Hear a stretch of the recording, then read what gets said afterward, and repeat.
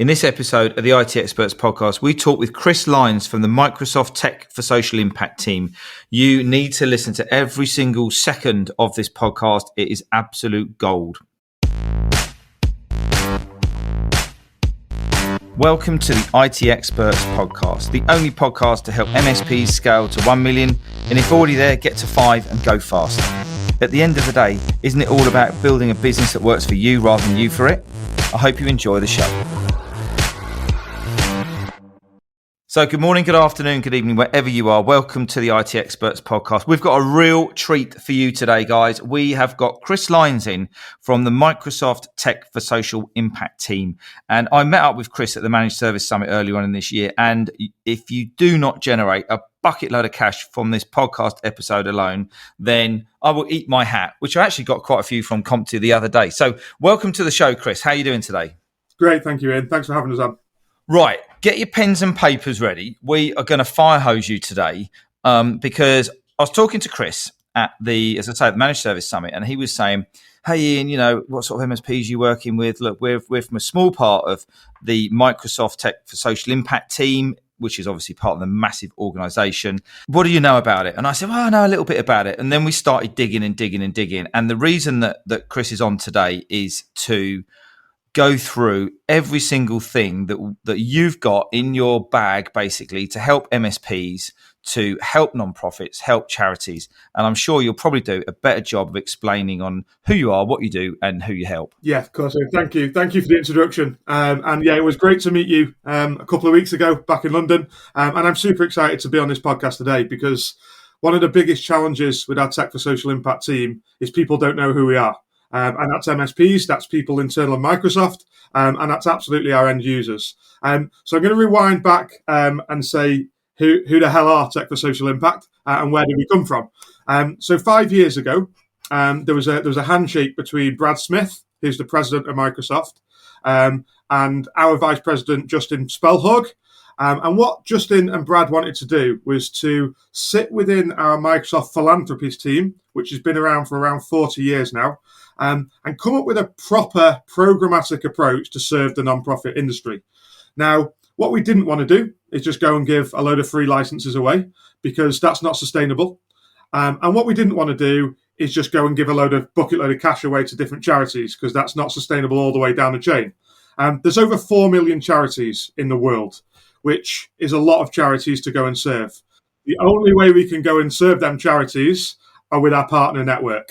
So Justin and Brad came up with this agreement that they were going to go and have a go at it. There was 10 people around a dinner table in Seattle that said, let's give it a go. And come back to us in 12 months, Justin, and see if you've got a business model.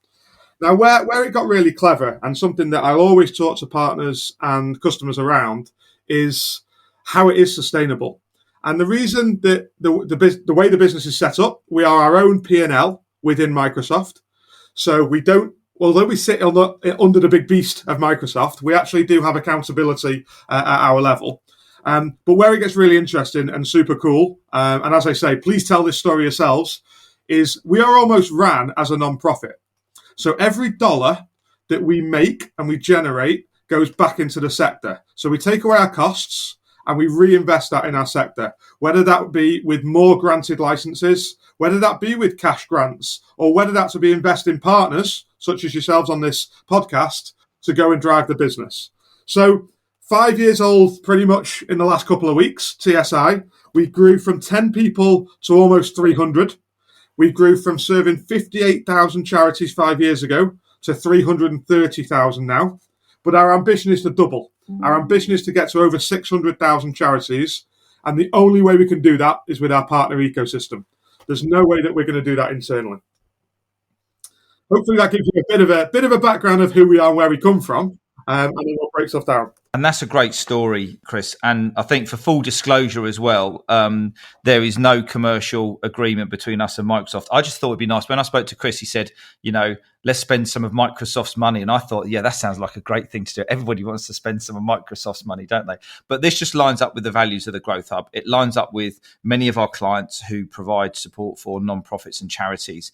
And, at the time that we're just about to go through these next couple of years worth of choppy waters, it just felt the right thing to do that we grabbed you on. We had a great chat, and we just try and help people help themselves, help charities, and help people less fortunate. So this completely lines up, which is why there was no hesitation at all in let's get on here. And also, if this turns into 2 podcasts, it will turn into 2 podcasts. We're going to make sure you get everything that you need. We have a structure for today. We know what we want to talk about, and we've got a couple of questions from our clients as well. So look, that's a great intro there, Chris, just about what it is and kind of how it came about, which is great. What's the size of this opportunity? Because we hear a lot of people say, well, not for profits, they don't make any money. There's this negative connotation of, if you're a charity or a not for profit, you're not going to make any money. So therefore, you're not going to have any money to spend on IT. How much of a load of twat is that? I don't like calling anything that you say in a load of twat, but what I would say is non-profit doesn't mean no profit. That sounds very cheesy, but it's absolutely a good tagline. So we'll break it down to the UK, because that's where we're based and that's what we're talking about. And the MSPs that are listening to this are based in the UK. So in the UK currently, there's nearly 200,000 charities that sit in the UK. Now, what do we mean by a charity? Obviously, we know that healthcare and we know that education don't make profit. They don't actually sit within us as TSI, so Tech for Social Impact. So there's a criteria, which again, we will share in the meeting notes so everyone can have clarity on that. Usually, in the UK, we call them a charity rather than non-profit. And what that means is they typically have a mission to benefit the local community. And everyone's probably got one in mind, whether it be the Donkey Sanctuary or the Samaritans or whatever it may be. Now, in the UK, as I say, there's nearly 200,000. A lot of them are very, very small. So actually, over 90% of them are less than 50 seats. Now, what that means is there's a huge opportunity for MSPs to go and help. They are the most in need sector, and I would say that because I work in it, for partners to go and help them. They are not technical guys. They will openly admit that. They are the second most vulnerable sector in terms of cyber attacks because they are seen as very vulnerable. I always use the example of Bob or Barbara on the high street who has a charity shop. One day they're unpacking clothes in the back. The next they're painting the front of the shop. The next they're arranging the gala dinner. And then on Friday they're the IT person. And they really need the help of partners to go and secure themselves, but also so they can focus on their mission. Whether that's saving donkeys or curing cancer, we'd rather them spend their money on that than they would on licensing. And you guys need to help with the projects to drive that. It's not about going in, profiteering off these. Absolutely not. It's helping them. And obviously we'll come on to some benefits for you as a partner, why you should do that, and where you can get to. Now, just on the UK market, and I'm going to stat attack you a little bit here. So in the UK charity market, the combined income of our charities is £48 billion. Wow. Now, it is staggering. Now, worldwide, we've got an IT number that they spend over $31 billion worldwide on IT. Now, I've not got that broken down to the UK because there's research going on at the moment, but it's a huge amount, and that's increasing because they are seeing the powers of technology. COVID has accelerated it, absolutely. But as I say, the security issue is a big one that we really kind of drill down on, and we've got offers and programs that can help them nonprofits with the security offerings. Now, the real staggering bit that I don't like is of them 190,000, 95,000 charities in the UK, there's only around 30,000 right now taking advantage of Microsoft non-profit licenses. Wow. So there's 160,000 out there that have not even signed up to Microsoft eligibility. So they're either paying full price or they're using old school, go to a PC shop, buy a PC and have a license, or they're using a competitor, which we won't go into on this podcast. But there's absolutely a huge opportunity to go and save them some money and be the good guy as a partner. That is yes. I love the stat attack. That was great. But my God, what on this the size of this opportunity is massive, isn't it? And when you get your head around, the ethics and the values around it, and also, this whole cyber thing, they're collecting customer data every day, aren't they? Absolutely. Some of the data they hold, Ian, is very, very sensitive. You look at the National Autistic Society we work with that have some of the most confidential data that you can imagine, and then you take other charities that have donor, credit card details and beneficiary details, and so there's huge amount of sensitive data that absolutely, if penetrated, could be really, really bad if it gets in the wrong hand. And I guess as well, let's think about this. Okay, yeah, we're here to scale and grow MSPs and to help them become successful. But let's just think about those smaller charities, those 150, 160,000 charities who don't even know who, Microsoft are in terms of this license. If they get a cyber attack, they shut. Period. Exactly. And the impact and the people who are supporting them, whether it be a charity shop, whether it be a medical, whether it be some kind of therapy or anything like that. So the ripple effect of, do you know what, MSPs, the ripple effect of not taking action on this podcast for you personally, I want you to take it to your bed today and think about it, have a think about, all of that kind of good stuff. Because it's really, it really gives you goosebumps just thinking about it, doesn't it? Really, the chance here and the way we've got this opportunity to educate people as well, in this sector is really cool. So as Chris mentioned a minute ago, we're going to put a whole ton of resources in the show notes, so you can go and click as we kind of reference through here. Let's talk about a few kind of like tactics and stuff. So what's in it for the MSP? Obviously, there's the growth, there's a new client, there's all the other, great things of making the approach and having a conversation either about the cyber or the security element or just providing that support. But how can you arm the MSP with their Tech for Social Impact toolbox? What does that toolbox entail? What would they do? Absolutely. And to back up your point, Ian, in terms of the links that will go in the show notes, there's an awful lot, as per normal, Microsoft resources. There's an awful lot of it. But we do have a dedicated partner site purely for partners that are servicing the non-profit sector. It's very clean. It's very clean cut. It allows you to connect with customers. It allows you to build marketing campaigns. And it allows you to showcase yourself. And I really want to delve into that point, because one of the biggest things that I hear from partners of all sizes is, how do we get exposure within Microsoft? Microsoft don't know who we are.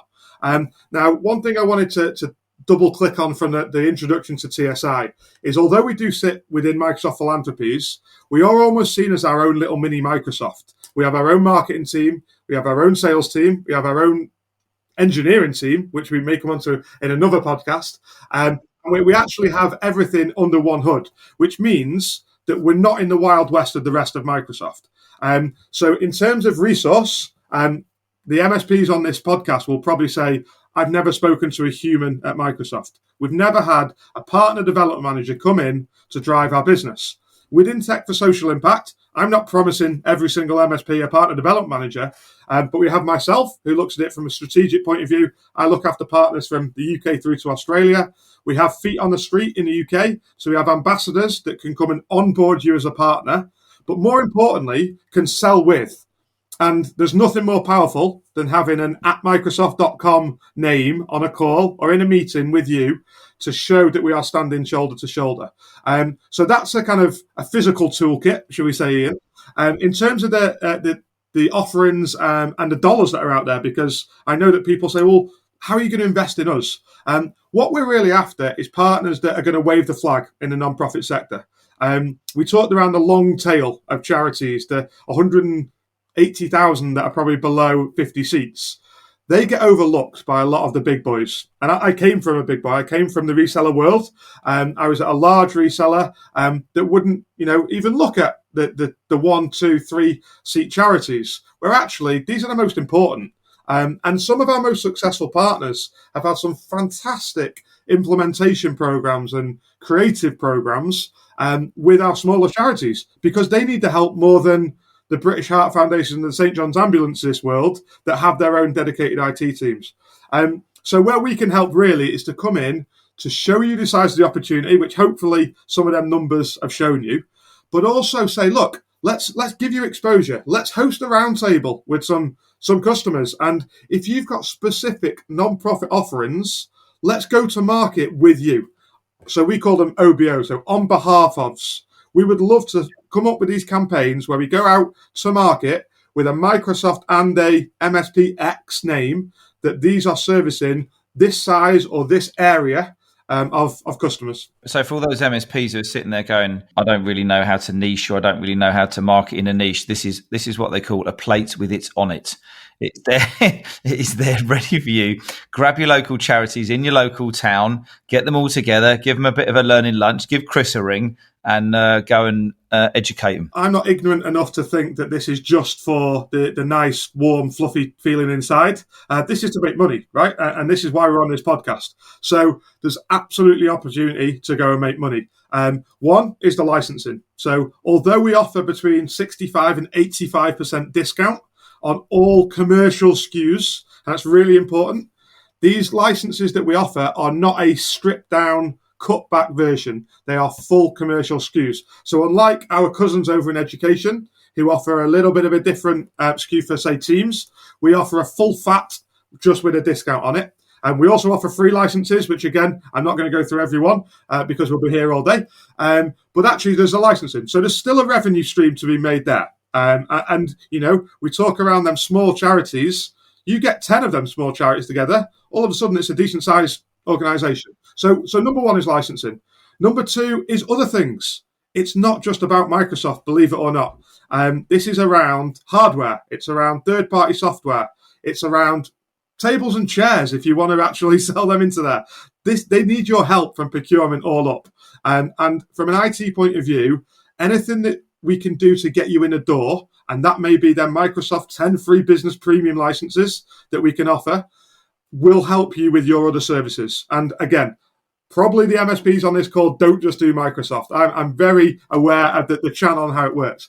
The third one, and the most important one, and the most healthy sector for you, is your services. So whether that be support, whether that be consultancy, whether that be lift and shift migration, training and adoption afterwards, or management of their estate, that is where you go and add your value, and that is where they need you the most. And let's be honest, that's where it's most fruitful in margin for you guys. But then finally, you have got the soft, warm, fluffy feeling of the societal impact. Now, again, everyone on this call, I'm going to put a wild guess out there, doesn't just serve non-profit. They serve education, they serve retail, they serve manufacturing, they serve commercial, they serve the hairdresser down the road. Now, what this sector will allow you to do is serve them other verticals, both with authenticity and trust. We've all heard of tenders and RFQs and RFPs, and I was involved in that in my previous role. And we would be crying out for references in good places, whether that be education, whether that be non-profit, or whether that be healthcare, for example. But the non-profit sector is so crucial to that referenceability. I heard a stat the other day that from April 2023, 30% of every local government tender will be done and marked on societal impact in that local area. So if we've got any MSPs that are looking to go for a tender in Kent, then they will need to prove their worth in Kent rather than a golf day that they organised in Northumberland in 2020. Or 2019, there's no golf days in 2020. So it's really about making an impact in that area. So you've called it Ian there. Go and approach your local charities. Go and spend some time with them from a volunteering point of view. And I guarantee that will turn into a lead because you will get talking to them and you'll straight away, with the brains that are on this podcast, will identify an opportunity. And some of our most successful partners, I was talking to an Australian one this morning. They've got 18 people that work there from an engineering and sales point of view. They give 1 day a year now 1 day a half to go and volunteer in the local community. Now, they don't go and say, go and do some IT. They go and just pack some bags, or they go and pack some food banks up and go and help at the food bank, Now, what they're doing while they're there is they're getting 18 leads every half. Sounds very blunt and skeptical, but actually they're making contact. And when they do come out for an IT project, why wouldn't they go and speak to that partner? So again, it's thinking a bit different, but it's absolutely, whether it be modern work, whether it be Azure, whether it be the Power Platform, that you could go and create a tiny little app that could help them with their processes. The money's out there and the money's on the table. And isn't that interesting? The networking opportunities there. If you get ingrained into a charity, businesses are associated with that charity. The senior members of the board who are doing it, from a voluntary point of view, or governing bodies and that sort of thing. And likewise, if you're going out to businesses, and you're telling the local businesses, oh, by the way, just before we, whether if you're in a prospecting meeting and whether you win the work or not, you can say, just to let you know, we do actually have a charity program as well, where we do X, Y, and Z, 1, 2, and 3. So if you know any charities who need a hand or don't understand this kind of stuff, let us know who they are, and we'll put them in touch as well. And I think that, again, as you say, that will be bringing out the good, the philanthropy, the great values of your business as well, and driving that forward. Absolutely. To echo that point, Ian, they talk. They genuinely talk. Yeah. We're not talking around businesses that are all after the same piece of meat. We're talking around charities that are trying to help.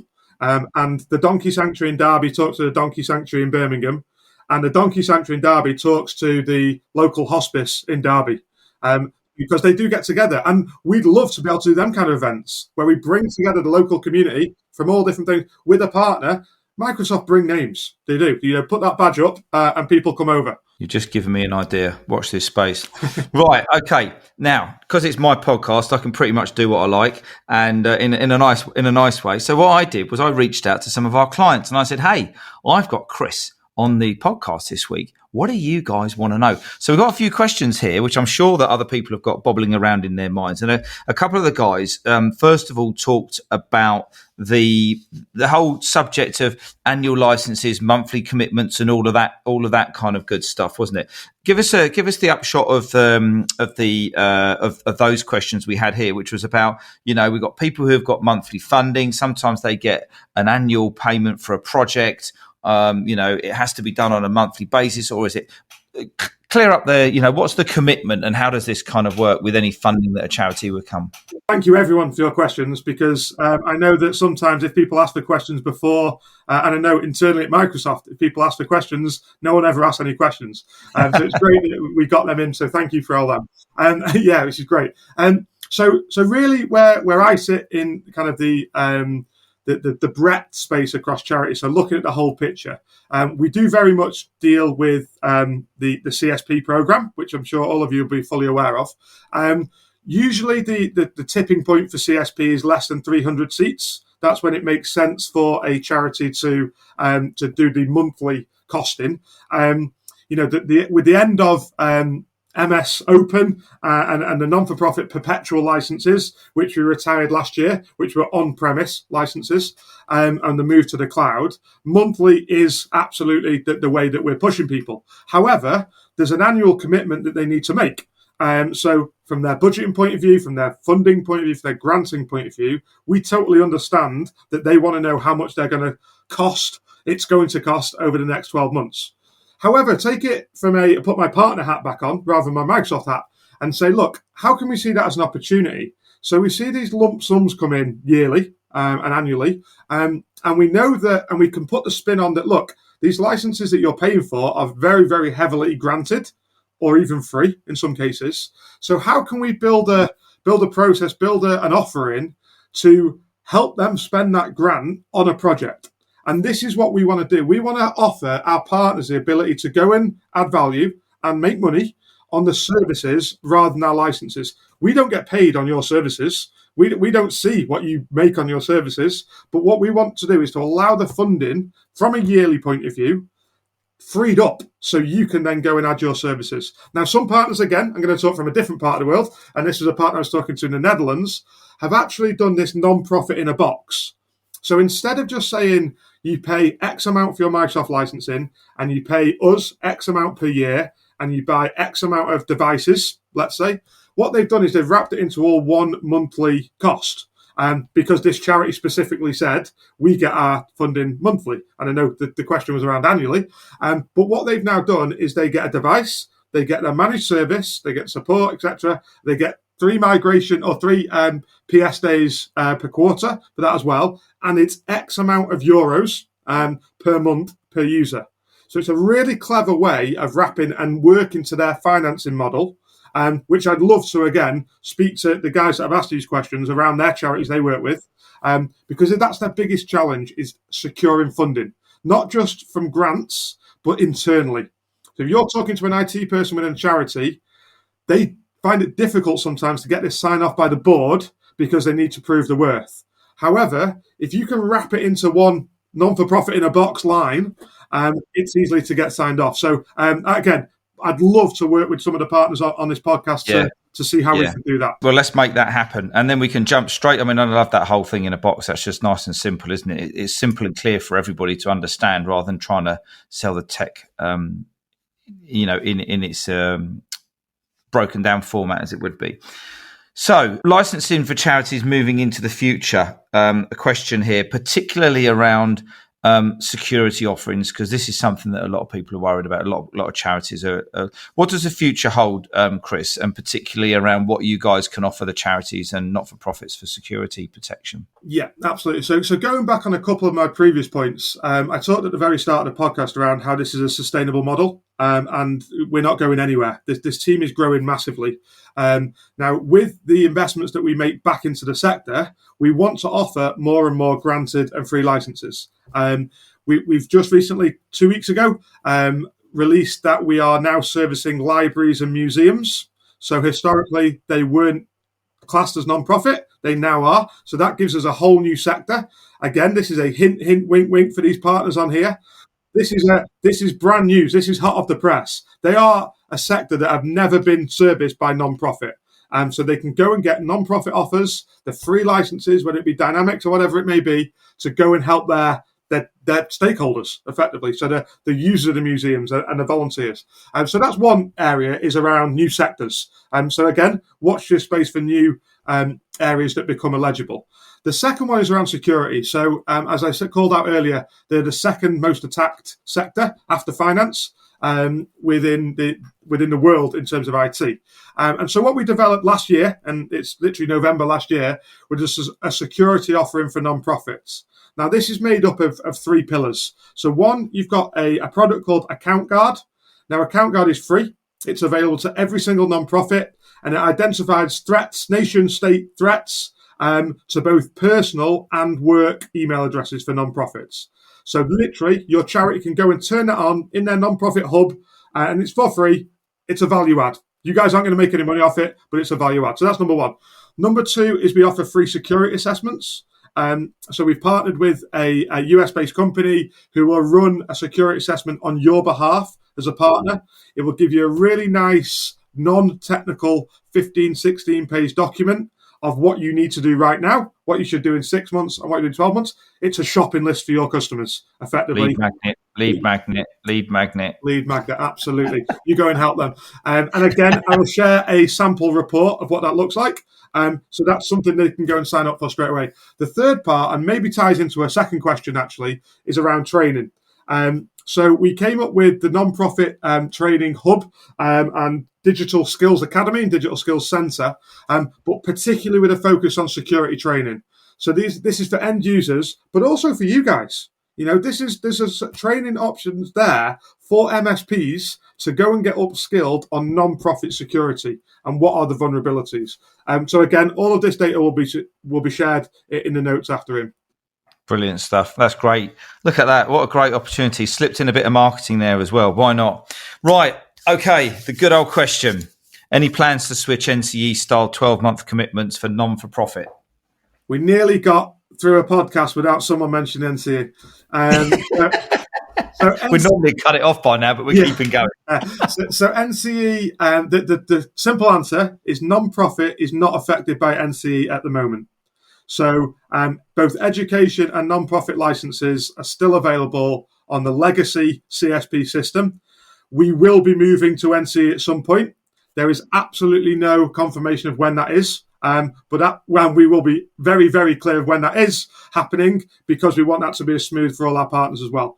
We're actually seeing the feedback in the market that partners almost want to go to NCE now with non-profit as well, because all of their other licensing is on there as well. So believe it or not, I know NCE has caused ripples in the market, but at the moment we are unaffected by NCE. Brilliant. Okay, great stuff. Next question, talk about utilisation. So we've got customers who've historically had been approached for licensing reports to make sure that they're all covered. What's this all about? Why do you check the utilisation of the licenses? What's it kind of all about, and why is it kind of ruffle a few feathers by the looks of things? Yeah, no, it's a great question, and something that we can hopefully be really clear on. So the utilisation checks that are being done, and it's not done at every single charity level, is really to back up my point around the sustainability of this team. So for every single license that we give for free, there's a cost of sale to Microsoft. So there is a cost of whether that be hosting it on Azure or whether it be a deployment cost. So what we don't want to do is have a charity that's got 100 users with 10,000 free licenses assigned to their tenancy and underutilized. So what we've done is we're looking, it's not me, it's a separate team. They're going and looking at where the utilization is less than 85%. Because why would people need 10,000 licenses when they've only got 100 seats? Yeah, exactly. Just for the sake of it. So what they're doing is they're very softly reaching out to them and saying, hey, just to let you know, you've got your utilization is 20% of your X amount of thousand licenses. And what we will do is we will turn them off if you're not using them. Now, that's not a hard stop. They don't just turn it off on day one. And they will ask them for a reason why they've got them things. And usually they say, oh, sorry, we don't need them anymore. We've downscaled as a charity. We don't have this many volunteers anymore. So it's a very sensible approach from Microsoft. But really, it's all around that keeping the team going. If we can be more streamlined in our COGS, cost of sales, we can hopefully offer more and more free offers and discounted offers to more and more charities, which is our aim. Absolutely. Makes perfect sense. I think we've covered this off before, but the next question was about the portal catalog referral scheme for MSPs. So this is a simple one. Go and change within your partner centre your verticals that you serve. You may, and a lot of partners just tick everyone because they want to get leads for every single one.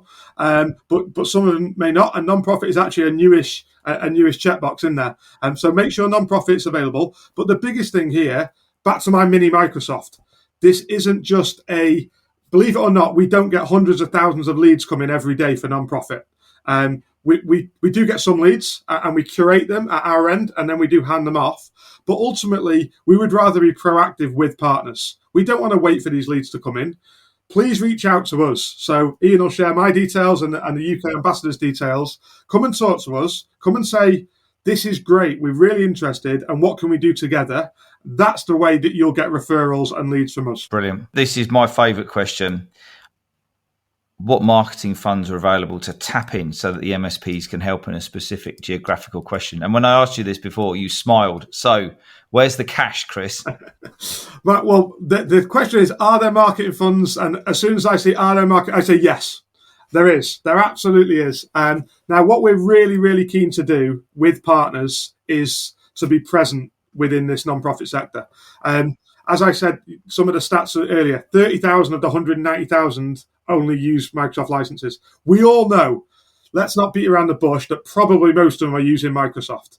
So they are not aware of the Tech for Social Impact program. So it's all about visibility. Now, what we don't want to do is go and splash a load of cash over a big event just with Microsoft, because ultimately, how many leads are we going to get from that?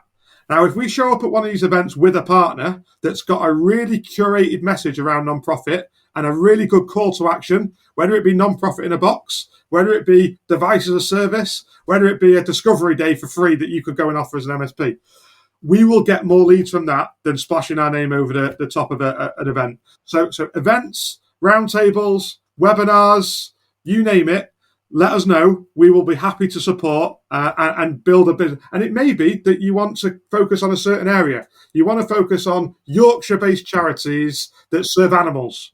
Let's go and do a campaign around that. We can look at some data, give you some target lists to go at with some intelligence around it, and really go and do that. I'm letting this run because this is just absolutely gold, Chris. So next question, we've got two more questions and then we're going to start to wrap. Are you still working with the Charity Digital Exchange in the UK? Seems that some of the products available and they seem to be reducing down a bit. Yeah, so Charity Digital are part of the wider Tech Soup community. So that's a worldwide organisation.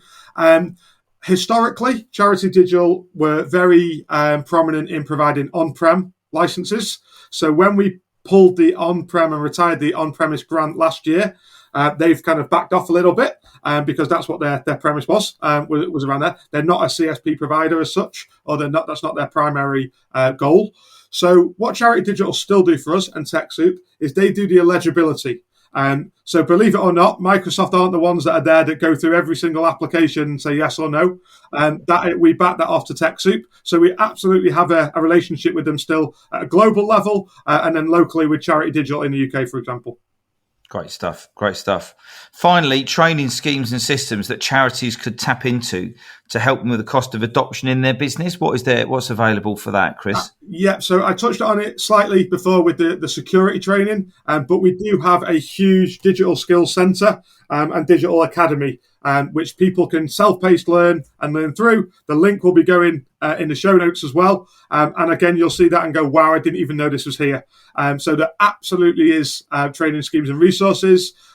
We've got partners that are doing curated training for them as well. So help them with that self-going. Again, let's look at it as a lead generator. Chris, I'm normally the one who gets accused of fire hosing people, but you have taken the trophy today, my friend. That's absolutely brilliant.